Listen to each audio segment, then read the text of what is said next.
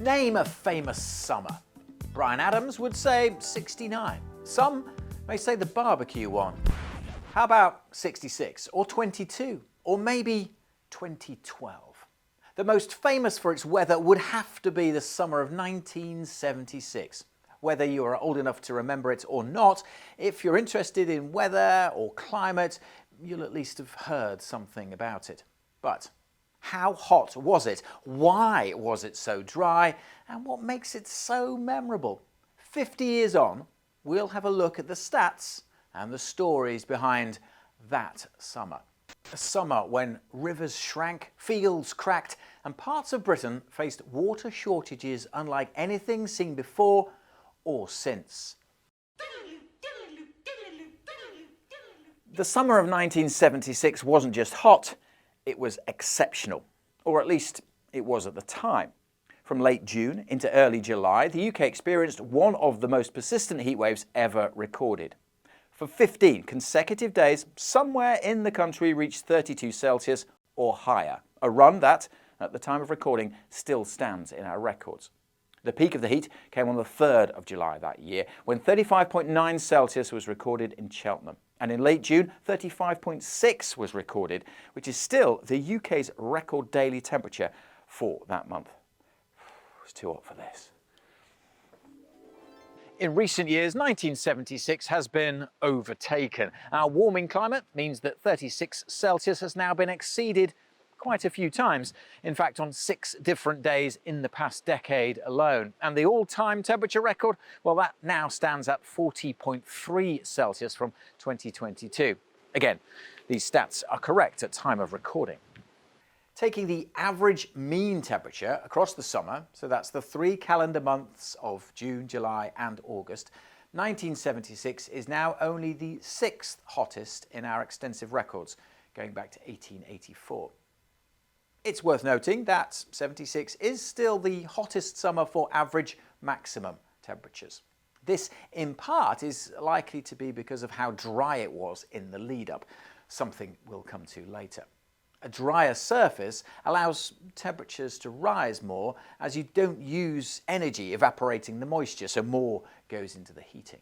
It's also interesting to put the 1976 summer into a global context. These maps show how the heat was focused over quite a small area in 76.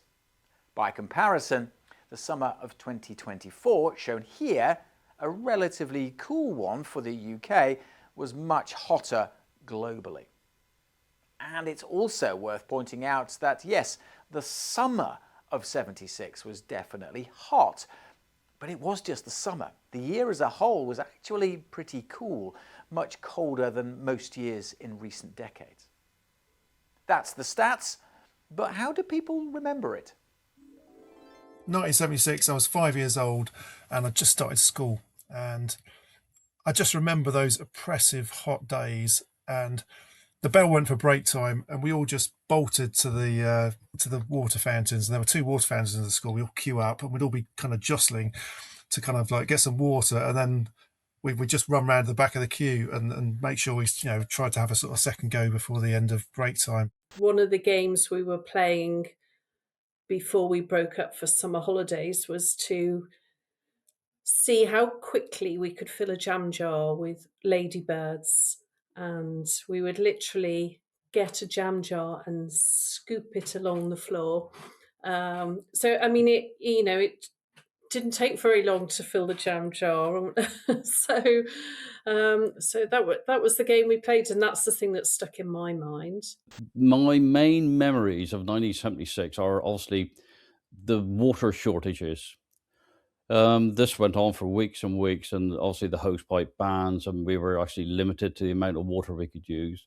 You used to have to wash your hands before you were allowed to go and have your lunch at school, and that was quite a mundane process by and large. But in 1976, I clearly remember there came a day where all the sinks were pre-filled with a small amount of water. There was a row of sinks in the main corridor that you had to use, and one day they were filled about a third full, I guess, with some water, and we were all told that we had to share that water rather than washing your hands under a running tap, and I guess that was the first indication that water was starting to run short. Wasn't particularly hygienic, I don't imagine. I'd be surprised if it was allowed this day and age, but certainly was back in 1976. We used go to the beach every evening when my father came home from work. My sister and I would play in the local stream, known as a burn in Scotland, because it was so hot, we wanted to cool down. Now, I just recall the grass turning from green to yellow to brown and then to dust. My primary school head teacher, his name was Wilfred Hunsley, who was lovely.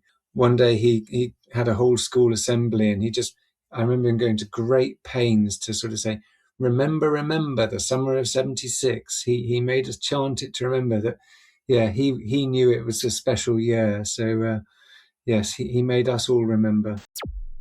So the summer of 1976 wasn't just about the heat, it was also about the absence of rain. It was not groovy. And we're talking over months, not days or weeks. Crucially, the drought began well before that summer. From May 1975, rainfall across much of England and Wales was consistently below average. The winter that followed was unusually dry also, and spring of 76 brought very little recovery. So by the time that summer arrived, water reserves were already critically low. And then during the summer months, reservoirs fell to historic lows. Rivers shrank or dried up entirely. At Haweswater in Cumbria, water levels dropped so far that the remains of a submerged village came up from the reservoir bed. Agriculture suffered severe losses, with cereal crops badly affected. There was an acute potato shortage, and arid soil conditions severely impacted grass growth. Overall, what will crop yields be like this year? Well, I would say that they could easily be half the amount that they were last year. They would want rain now in the next 10 days, and a lot of rain, because otherwise they've got a cycle, you see, and once it's stopped, you'll end up with buttons about the size of... There's going to be no yield on this crop we're talking about. No. As a result, milk yields fell and supplementary feeding of dairy cows was widespread. In mid-June, drought orders affected roughly 1/3 of the country. Heathland and forest fires broke out across southern England, and of course, water shortages, well, they became part of daily life. By August 1976, emergency powers were introduced. The Drought Act allowed water use to be restricted, with hosepipe bans that were imposed, thousands of standpipes appearing on the streets. A Minister for Drought was appointed, a role created specifically to deal with the scale of the emergency. It was heavy, man. But then, the pattern broke. Rain returned in late August and September, bringing the drought to an abrupt and very wet end.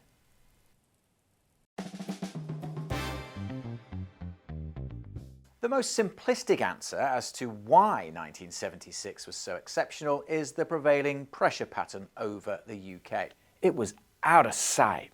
The summer, and indeed the preceding months, were dominated by high pressure weather systems sitting over or close to the UK. Now, when the pressure is high, the air is generally sinking through the sky. It's rising air from low pressure that generates cloud and rain. Can you dig it? The reason for the high pressure? Well, that's directly linked to our old friend up in the sky, the jet stream. Throughout the summer of 76, and indeed the previous year and a bit, the jet was shifted more to the north. Studies show by around 5 to 10 degrees. A north-shifted jet stream takes the low pressure systems away to the north with it, allowing ridges of high pressure to control our weather over the UK. Far out, man, far out. Another factor at play here is some unusual sea surface temperatures.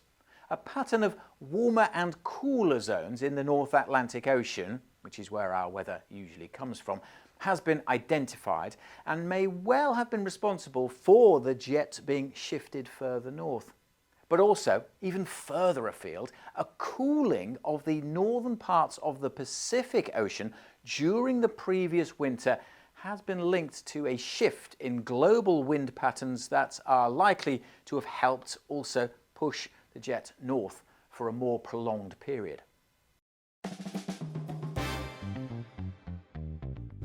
The summer of 1976 has remained a benchmark because it shows what a prolonged heat and drought can do in the UK. It reminds us that duration matters, spatial extent also matters, and compound extremes, heat plus drought, matter the most of all. The summer of 1976 wasn't just memorable because of the seemingly endless blue skies. It reshaped water management, drought monitoring, and how we prepare for extremes. And it remains a powerful reminder that even in a country that's known for its rain, the balance between weather and water can shift, sometimes dramatically. We've had many more such reminders in the intervening 50 years since then, and as our climate continues to warm, more will undoubtedly follow. But because it was so significant and, as we've seen, had such a huge impact, and because it stuck out more from the norm at the time, it's still a touchstone for UK summers. Really hope you're enjoying this video, looking back and putting the summer of '76 into historical context. If you are, do us a favour and hit the like button. And if you haven't subscribed already, then subscribe to our channel and you get forecasts for the future as well as looking back. So what if a summer like '76 happened today? Professor Ed Hawkins of Reading University has done some research around this by using modern supercomputers to rerun the 1976 weather patterns, but in today's warmer climate. And the study shows that during the peak of the heat in late June and early July, when temperatures hit 35.9 Celsius, in today's world, they would be over 38 degrees Celsius. The mean daily maximum temperature for summer in 1976 was 21.0 Celsius. As mentioned earlier, this is still a record high. But if the same weather patterns were to occur today, we estimate it would be around 22.3 Celsius. And for comparison, the summer of 2025 recorded a mean daily maximum of just 20.65 Celsius. The summer of 1976 unfolded in a cooler world with less of an influence from global warming than the present day. But it shows us what the UK climate is capable of. As average temperatures rise, extreme heat becomes more likely, more intense and longer lasting. Climate change loads the dice, increasing the chance that when weather patterns like prolonged high pressure occur, their impacts are just more severe. Ooh, heavy. In a warmer climate, a drought like 1976 would begin from a higher starting point with warmer air, greater evaporation and increased stress on water supplies and crops. The summer of '76 remains a powerful reminder that extremes in our weather patterns can be incredibly disruptive, and we know that in the present day with our warming climates, how frequently we reach these extremes is increasing. Right on, future me. Well, that was far out.